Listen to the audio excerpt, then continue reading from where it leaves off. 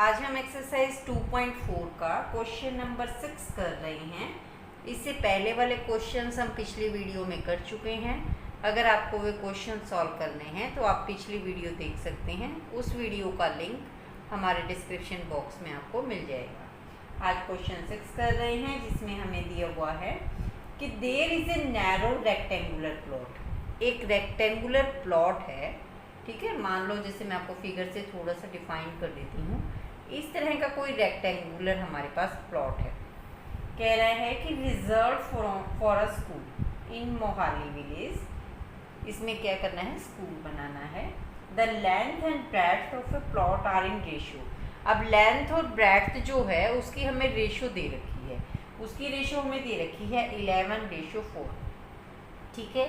तो इससे पहले भी हमने क्वेश्चंस किए हैं कि अगर हमें लेंथ और ब्रेड्थ अगर रेशियो में दे रखी है तो उसको हमें कैसे एज्यूम करना होता है, ठीक है। इसके साथ हम एक्स लगा देते हैं कि मान लो अगर हमें लेंथ माननी है यहाँ पे तो हम क्या मानेंगे, लेंथ अगर आप यहाँ मानोगे तो क्या मानोगे 11x।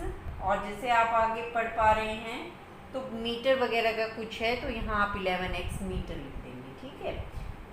तो आगे वो क्या कह रहा है कि एट द रेट 100 रुपीज़ पर मीटर, तो इसीलिए मैंने यहाँ मीटर लगाया है, ठीक है। इसी तरह आप यहाँ ब्रेड्थ मान लेंगे।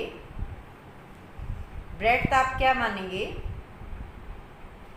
4x, क्योंकि वो जो है ये दोनों किसकी रेशियो में दी हुई है आपको 11:4 जो है वो आपको दिया हुआ है, ठीक है। अब वो कह रहा है कि at the rate of 100 rupees पर मीटर। आपने इस चीज़ पर ध्यान देना है, वो बुक में आपका लिखा हुआ है 100 रुपीज़ पर मीटर, ठीक है। यहाँ से आपको पता चलेगा कि आपको यहाँ एरिया निकालना है या पैरामीटर निकालना है, ठीक है। तो आप कैसे करेंगे कि अगर यहाँ पर मीटर लिखा हुआ है, ठीक है, तो आपको यहाँ पैरामीटर निकालना पड़ेगा। और अगर यहाँ लिखा हुआ है पर स्क्वायर मीटर, ठीक है, अगर यहाँ क्या लिख दे पर स्क्वायर मीटर या फिर लिखे मीटर स्क्वायर, इस तरह, तो इस केस में आप निकालेंगे एरिया। लेकिन हमारे पास तो क्या लिखा हुआ है पर मीटर लिखा हुआ है, तो हम क्या निकालेंगे यहाँ पैरामीटर निकालेंगे। यहीं से आपको पता चल जाएगा कि किस क्वेश्चन में आपको पैरामीटर निकालना है और किस में आपको एरिया निकालना है, ठीक है। अब हम क्या निकालेंगे, यहाँ पैरामीटर निकालेंगे, ठीक है। मैंने आपको डिफाइन कर दिया है कि पैरामीटर एंड एरिया आप कहाँ से आपको पता चलेगा। अब ये क्योंकि रेक्टेंगुलर पार्क है, रेक्टेंगुलर स्कूल बनाना है, तो पैरामीटर का फॉर्मूला हमारा क्या होगा 2 × L + B। यहाँ इसमें हम पुट कर देंगे L की जगह आपको क्या पुट करना है 11x और ब्रेड्थ की जगह आपको क्या पुट करना है 4x। तो इसको आप करेंगे 11 + 4 कितना हो जाएगा आपका 15x, और 15x की मल्टीप्लाई जब आप 2 से करेंगे तो आपका कितना आएगा 30x मीटर। यहाँ से हमने क्या किया जो है पैरामीटर निकाल लिया है। अब वो कह रहा है कि at the rate of 100 rupees पर मीटर, 1 मीटर की आपको कॉस्ट दे रखी है उसने कि 1 मीटर की अगर उस पर हम खर्च करें तो हमारा 100 रुपीज़ लगती हैं, ठीक है। उसको प्लॉट को क्या करना है, उन्होंने डोरी बांधनी है, चारों तरफ से रस्सी वगैरह बांधनी है। तो कह रहा है कि अगर हम 1 मीटर पर अगर रस्सी बांधते हैं तो हमारे 100 रुपीज़ लगते हैं, ठीक है। और आगे उसने कुछ जो है अमाउंट भी डिस्कस की है। कह रहा है it will cost the village panchayat 75,000 to fence the plot. और विलेज पंचायत को हमें 75,000 रुपये देने पड़ेंगे, ठीक है। एक तो उसने 1 मीटर का रेट दे दिया है और एक उसने टोटल अमाउंट दे दी है। फिर हमें डायमेंशंस निकालनी है। तो देखिए हम कैसे करेंगे। अब हमें 30x मीटर निकाल लिया है, लेकिन हमें जो वो दे रहा है कॉस्ट ऑफ 1 मीटर भी दे रहा है। तो कॉस्ट ऑफ 1 मीटर उसने हमें कितनी दी है 100 रुपीज़ दी है। लेकिन हमारी जो पैरामीटर निकला है हमारे स्कूल का वो निकला है 30x, ठीक है। तो आप यहाँ क्या करेंगे कॉस्ट ऑफ 30x मीटर निकालेंगे, ठीक है, इस पैरामीटर पे निकाल लेंगे। अब 1 मीटर के 100 रुपीज़ लगते हैं, तो 30x के कितने लगेंगे, इसको आप मल्टीप्लाई कर लीजिए। 30 को जब आप 100 से करेंगे तो कितना आएगा, 3000 रुपीज़ जो है वो आपका आ जाएगा यहाँ पर। अब हमें कॉस्ट ऑफ 3x मीटर हमें पता चल गया था कि ये कितनी है, 3000 रुपीज़ हमारी आ गई है। लेकिन एक अमाउंट उसने हमें गिवन भी कर रखी है क्वेश्चन में, वो कितनी दे रखी है, 75,000। ठीक है, अब कॉस्ट एक हमने निकाली, एक क्वेश्चन में गिवन है, तो इट मीन्स ये दोनों कॉस्ट जो है वो क्या होनी चाहिए, इक्वल होनी चाहिए। तो आप यहाँ लिखेंगे कि 3000x जो है वो किसके इक्वल होएगा, 75,000 के। यहाँ से आप x की वैल्यू निकाल लेंगे, 75,000 बाय 3000, 3 जीरो से आपकी 3 जीरो कट जाएंगी, और यहाँ 3 से आप 75 को काट दोगे तो आपका कितना आ जाएगा, x की वैल्यू 25 आ जाएगी। अब हमें डायमेंशंस निकालनी है, dimensions means length and breadth निकालनी है। तो लेंथ आप जब निकालेंगे, लेंथ हमने कितनी मानी थी, 11x मानी थी। ठीक है, तो आप 11x लिख लेंगे, यहाँ x की वैल्यू पुट कर दीजिए, x की वैल्यू हमारी कितनी आई है, 25। तो 11 को जब आप 25 से मल्टीप्लाई करेंगे तो आपका कितना आएगा, 275 मीटर। इसी तरह जब आप ब्रेड्थ निकालेंगे तो ब्रेड्थ हमने कितनी मानी थी, रेशो में थी वो 4x की रेशो, 4 की रेशो में थी, तो ब्रेड्थ हमने मानी थी 4x। तो यहाँ पे भी आप क्या करेंगे, x की वैल्यू पुट कर देंगे 25 और मल्टीप्लाई कर देंगे 100 मीटर। आपको क्वेश्चन में ध्यान से देखना है कि वो डायमेंशंस मांग रहा है या पैरामीटर मांग रहा है, क्या मांग रहा है, आंसर आपने वहीं पे छोड़ना है। 7 कर रहे हैं, जिसमें हमें दिया हुआ है कि Hasan buy 2 kinds of cloth material for school uniforms. Hasan जो है वो स्कूल की यूनिफॉर्म के लिए 2 तरह का कपड़ा खरीदता है। पहला खरीदता है वो शर्ट मटेरियल, जिसकी कॉस्ट उसे पड़ती है 50 रुपीज़ पर मीटर, एंड सेकेंड वो खरीदता है ट्राउज़र मटेरियल, जिसकी कॉस्ट उसे पड़ती है 90 रुपीज़ पर मीटर। ठीक है, फिर नेक्स्ट लाइन में वो हमें कुछ रेशो दे रहा है कपड़े की, क्या दे रहा है कि 4 एडेड 2 मीटर्स ऑफ ट्राउज़र, मतलब ट्राउज़र की बात कर रहा है और शर्ट की कर रहा है कि अगर ट्राउज़र वो 2 मीटर खरीदता है तो शर्ट के लिए वो 3 मीटर का कपड़ा खरीदता है।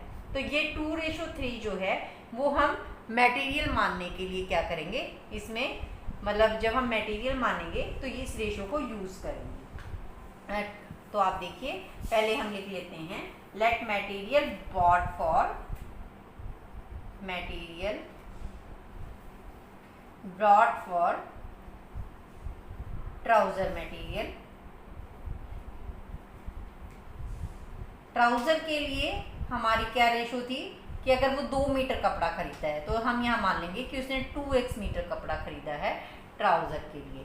इसी तरह material brought for shirt material, अब शर्ट के लिए कह रहा है वो 3 मीटर खरीदता है, तो यहाँ हमने मान लिया कि टोटल कपड़ा जो है उसने कितना खरीदा शर्ट के लिए, 3x मीटर परचेज किया है।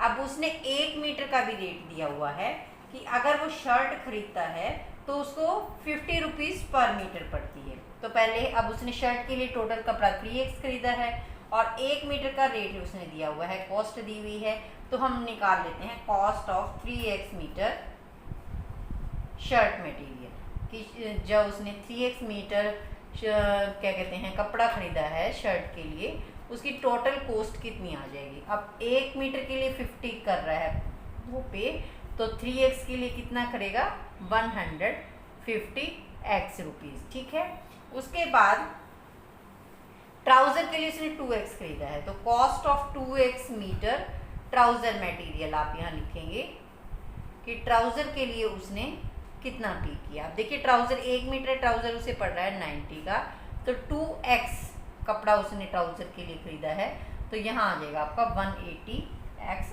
रुपीज़। अब हमने कॉस्ट भी निकाल ली है कि उसने कितना कपड़ा ट्राउज़र के लिए खरीदा, कितना कपड़ा उसने शर्ट के लिए खरीदा, फिर कितने पैसे उसने शर्ट के लिए दिए और कितने पैसे उसने ट्राउज़र के लिए दिए। अब हम क्वेश्चन आगे पढ़ते हैं। आगे उसने क्या कहा कि he sells the material at 12% and 10% profit respectively. अब ये रिस्पेक्टिवली वर्ड आ गया है, तो आपने ध्यान से देखना है कि पहले क्वेश्चन में उसने कौन से मटेरियल को डिस्कस किया है। जब आप क्वेश्चन को ध्यान से देखते हैं तो हमें पता चलता है कि शर्ट मटेरियल को पहले डिफाइन कर रहा है। इट मीन्स उसका प्रॉफिट 12% है। शर्ट के लिए उसको कितना मिलता है, 12% मिलता है। तो आप यहाँ लिखेंगे profit in case of shirt material, कि शर्ट मटेरियल के लिए उसको कितना प्रॉफिट मिला, 12% मिला। ठीक है, अब नेक्स्ट लाइन पढ़ते हैं। His total sale is 36,660 rupees. उसको जो उसकी सेल उसको मिली है, उसने उस सामान को बेचा है, तभी तो उसको प्रॉफिट मिला होगा। इट मीन्स उसने उस सामान को बेच दिया और उसे 12% का प्रॉफिट मिला। और फिर उसकी टोटल सेल भी कितनी दी हुई है, 36,660 रुपीज़। इट मीन्स हमें एसपी की कुछ बात कर रहा है वो। एक एसपी उसने दिया हुआ है, एक एसपी जो हमारा रेशो में काम आता आ रहा है, हमें एक एसपी वहाँ से निकालेंगे। तो यहाँ से आप एसपी का फॉर्मूला लगाएंगे। एसपी का क्या फॉर्मूला होता है, CP multiply by 100 plus profit percentage divide by 100। तो देखिए शर्ट मटेरियल में हमारा सीपी क्या था, शर्ट में हमारा सीपी क्या था, 150x था। ठीक है, प्रॉफिट कितना था, 100 प्लस 12 हो जाएगा आपका। तो मैं यहाँ सीधा 112 कर देती हूँ सीधा, और नीचे 100। ठीक है, अब आप इसे कट कर लेंगे, सॉल्व कर लेंगे। 0 से 0 कट गई, 5 3 ज़ा 15 एंड 5 2 ज़ा 10। 2 से आप इसको कट कर देंगे, 2 5 ज़ा 10 एंड 2 6 ज़ा 12। अब आप इसे मल्टीप्लाई कर लेंगे। 56 को जब आप 3x से, ठीक है, यहाँ आपका x भी है, तो x से आप 3x से जब आप मल्टीप्लाई करेंगे तो आपका कितना आएगा, 168x आपका आ जाएगा। तो यहाँ से हमने क्या निकाल लिया, SP निकाल लिया शर्ट के लिए। इसी तरह अब हम क्या निकालेंगे, profit in case of trouser material. अब उसने ट्राउज़र का दिया हुआ है, तो आप यहाँ से क्या करेंगे, ट्राउज़र के लिए हाँ उसने प्रॉफिट कितना मिला, 10% मिला है। तो यहाँ से हम फिर उसका SP निकालेंगे। अब मैं यहाँ फॉर्मूला नहीं लिख रही हूँ, फॉर्मूला मैंने ऊपर डिफाइन कर दिया है, सीधा ही मैं यहाँ CP पुट कर रही हूँ ट्राउज़र का। तो ट्राउज़र का हमारा CP आया था 180x, और 100 प्लस प्रॉफिट करना है, प्रॉफिट आपका 10% है, तो 100 प्लस 10 आपका 110 हो जाएगा, और नीचे आपका क्या आएगा, 100 आएगा। आप देखो एक 0 से एक 0 कट गई, यहाँ दूसरी 0 से दूसरी 0 कट गई।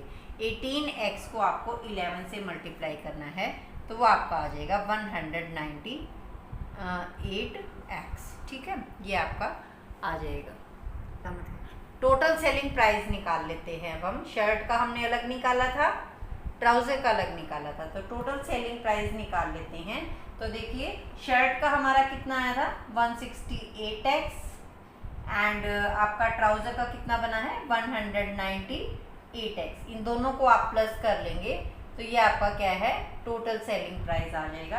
ये टोटल हमने क्यों किया, क्योंकि उसकी टोटल सेल हमें दी हुई है, शर्ट और ट्राउज़र की अलग अलग नहीं दी हुई है, टोटल दी हुई है, इसीलिए हमें इन दोनों को भी क्या करना पड़ा, प्लस करना पड़ा। इन दोनों को आप प्लस कर लेंगे तो आपका आ जाएगा 366x। ठीक है, अब टोटल अमाउंट भी हमें गिवन है, टोटल सेल कितनी गिवन है वो आप यहाँ लिख लेंगे, 36,660 रुपीज़। अब ब्रैकेट में आप डाल देंगे कि ये हमें गिवन है। इट मीन्स ये सेल और ये सेल दोनों आपकी क्या होंगी, इक्वल होंगी। तो आप एम्प्लाइज लगाएंगे, 366 इज इक्वल टू किसके इक्वल होना चाहिए, इसके इक्वल होना चाहिए। ठीक है, यहाँ से आप x की वैल्यू निकालेंगे, सॉरी यहाँ आपका x भी है इसके साथ, तो x की वैल्यू निकालेंगे तो ये आपका डिवाइड में आ जाएगा इधर 366। इसको आप इससे डिवाइड करके देख लेंगे, और इसको आप 2 डेसिमल पॉइंट तक आप इसका आंसर निकालेंगे। ठीक है, क्योंकि हमारे जो पैसे होते हैं वो 2 डेसिमल तक निकलते हैं। आप इस नंबर को 366 से डिवाइड करेंगे तो आपका समथिंग कुछ ये आपका आंसर आ जाएगा कि x की वैल्यू जो है वो आपकी ये आ गई है। अब हम देखते हैं कि उसने क्या हमसे मांगा है क्वेश्चन में। वो कह रहा है कि how much trouser material did he buy, कि उसने ट्राउज़र मटेरियल जो है वो कितना खरीदा था। ट्राउज़र के लिए हमने क्या माना था, 2x माना था। ठीक है, तो आप लिखेंगे trouser material trouser material he bought, उसने कितना ट्राउज़र मटेरियल खरीदा, उसने खरीदा था 2x। ठीक है, यहाँ आप x की वैल्यू पुट कर देंगे। x की वैल्यू जब आप पुट करेंगे 100.16 ये हमारी वैल्यू आई थी, इसको हम लिख देंगे। आपने क्या करना है, इसको मल्टीप्लाई कर लेना है 200.32 मीटर, ये आपका आ जाएगा। ठीक है, अगर अप्रॉक्सीमेशन में आपको आंसर देना है तो आप 200 मीटर अप्रॉक्सीमेट लिख देंगे कि यहाँ जो है ये इतना लगभग उसने कपड़ा खरीदा है, क्योंकि वो एक शर्ट के लिए जो है वो 3 मीटर खरीद रहा था, और 2 शर्ट के लिए वो एक शर्ट के लिए अगर वो 3 मीटर खरीद रहा था तो ट्राउज़र के लिए वो 2 मीटर खरीद रहा था, मीन्स पॉइंट्स में कपड़ा नहीं खरीद रहा था। तो यहाँ हमने पॉइंट्स हटा दिए हैं, क्योंकि जो है उसने वहाँ पर भी क्लियरली ट्राउज़र के लिए जैसे 2 मीटर और शर्ट के लिए 3 मीटर बोला है, पॉइंट्स में नहीं खरीद रहा था ना स्टार्टिंग में, इसलिए आप यहाँ पॉइंट्स हटा देंगे। तो 200 मीटर जो है कपड़ा उसने एक्चुअली खरीदा।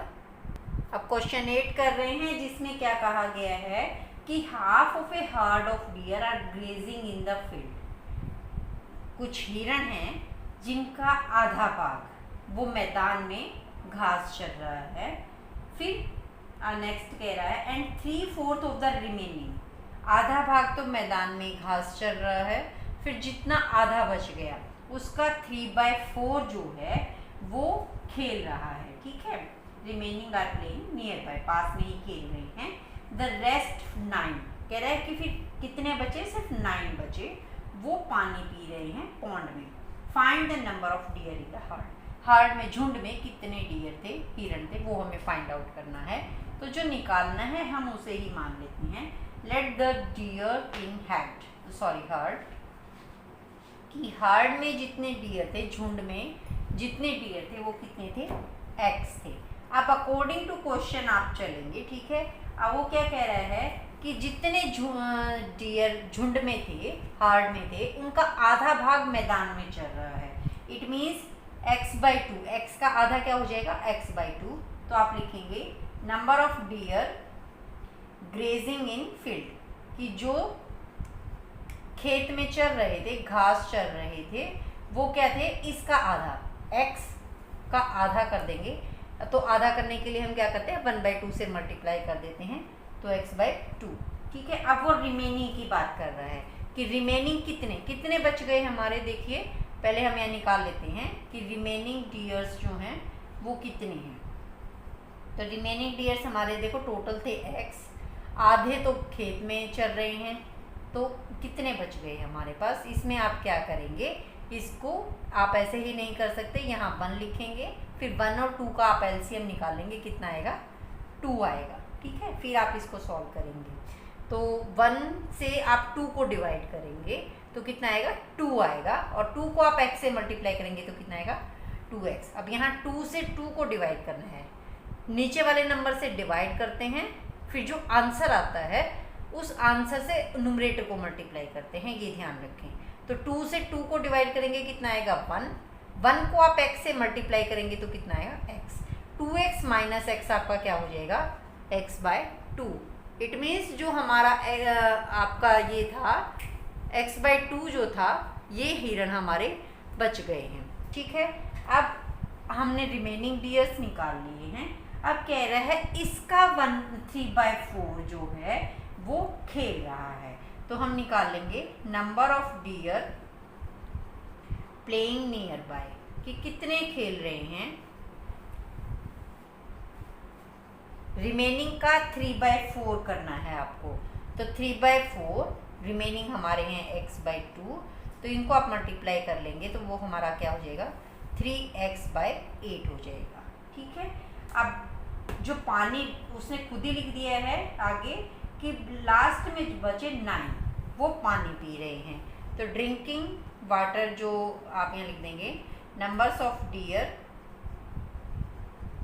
ड्रिंकिंग वाटर, जो पानी पी रहे हैं। अब जो पानी पी रहे हैं वो कितने हैं, 9। सारे अब हमारे निकल गए हैं, कुछ खेत में घास चर रहे थे, कुछ खेल रहे थे और कुछ पानी पी रहे थे। इन सारों को अगर हम मिला दें तो वो किसके इक्वल हो जाएगा, x के इक्वल हो जाएगा। तो आप देखिए खेत वालों को मैंने जोड़ दिया, खेत में कितने थे x/2, कितने पास में खेल रहे थे 3x/8, और पानी कितने पी रहे थे 9। इन सारों को अगर हम जोड़ें तो टोटल नंबर ऑफ हमारे डियर्स आ जाएंगे x। ठीक है, इसके इक्वल हमने लिख दिया। अब हम क्या करेंगे, इधर आप या तो 8 एलसीएम ले लीजिए। ठीक है, 8 एलसीएम ले लेते हैं हम। इधर 2 और 8 का एलसीएम हमारा लेफ्ट हैंड साइड पे कितना आएगा 8 आएगा। इसके नीचे हमारा 1 है। अब 2 से आप 8 को डिवाइड कीजिए तो कितना आएगा आंसर 4। 4 को x से मल्टीप्लाई करेंगे तो 4x। इसी तरह 8 से 8 को डिवाइड कीजिए, कितना आया 1। 1 को आप 3x से मल्टीप्लाई करेंगे तो 3x। अब यहाँ 1 से आप 8 को डिवाइड कीजिए, कितना आएगा 8, और 8 को 9 से मल्टीप्लाई करेंगे तो 72, और यहाँ आपका x है। अब ये 8 इधर डिवाइड में था, इधर जाएगा तो मल्टीप्लाई में हो जाएगा, और इधर हम प्लस कर लेते हैं। 4x प्लस 3x आपके हो गए 7x प्लस 72, और इधर आपका जो है x मल्टीप्लाई बाय 8 तो आपका कितना बन जाएगा 8x बन जाएगा। ठीक है, 7x को मैं उधर ट्रांसफ़र कर रही हूँ राइट साइड पे, तो 72 8x, 7x इधर पॉजिटिव था प्लस का था, तो इधर आके क्या आएगा माइनस का हो जाएगा। तो यहाँ से 8x माइनस 7x क्या आएगा आपका 1x आएगा। 1 हम कभी नहीं लिखते तो x लिख देंगे।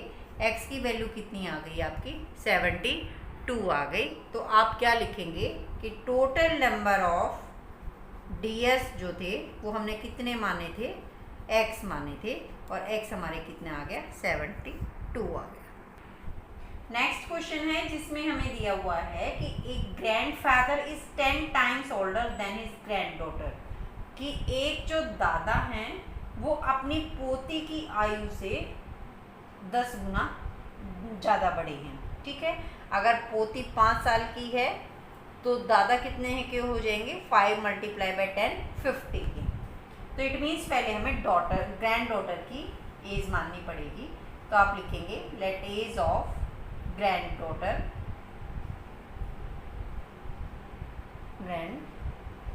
डॉटर हमने मान ली x ईयर्स। ठीक है, तो अब जो एज ऑफ ग्रैंडफादर हो जाएगी वो कितनी हो जाएगी 10 कह रहा है वो कि 10 गुना है 10 टाइम्स है, तो 10 मल्टीप्लाई बाय x कितना हो जाएगा 10x ईयर्स हो जाएगा।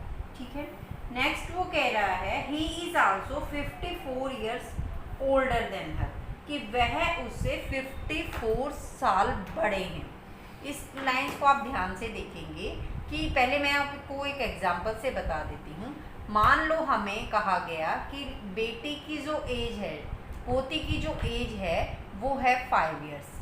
ठीक है, और हमने माना कि 10 से अगर हम मल्टीप्लाई करें, ये है हमारी ग्रैंड डॉटर और ये हैं हमारे ग्रैंडफादर। ठीक है, अब वो कह रहा है कि हम यहाँ 5 नहीं मान के 6 मानते हैं ताकि हमारे क्वेश्चन से थोड़ा सा मैच हो जाएगा। फिर ग्रैंड डॉटर की मान लो आपने 6 मान ली, तो ग्रैंडफादर जो है वो 10 टाइम्स थे। 6 मल्टीप्लाई बाय 10 कितना हो गया आपका 60 हो गया। ठीक है, अब यहाँ जो है उन्होंने एज डिफरेंस भी दिया हुआ है। उन्होंने एक चीज़ और भी कही है कि ग्रैंडफादर जो है वो ग्रैंड डॉटर से 54 ईयर्स बड़े हैं।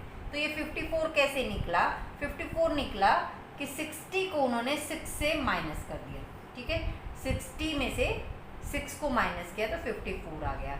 अब हमने यहाँ ग्रैंड डॉटर की कितनी मानी है x मानी है, और ग्रैंडफादर की कितनी मानी है 10x मानी है।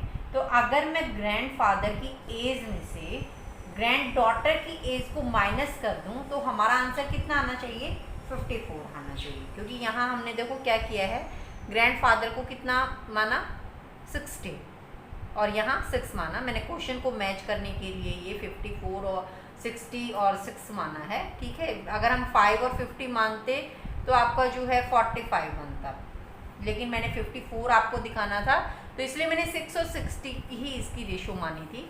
तो अब हमें देखिए कि उन्होंने कहा कि वो 54 ईयर्स भी बड़े हैं अपनी बेटी से, पोती से।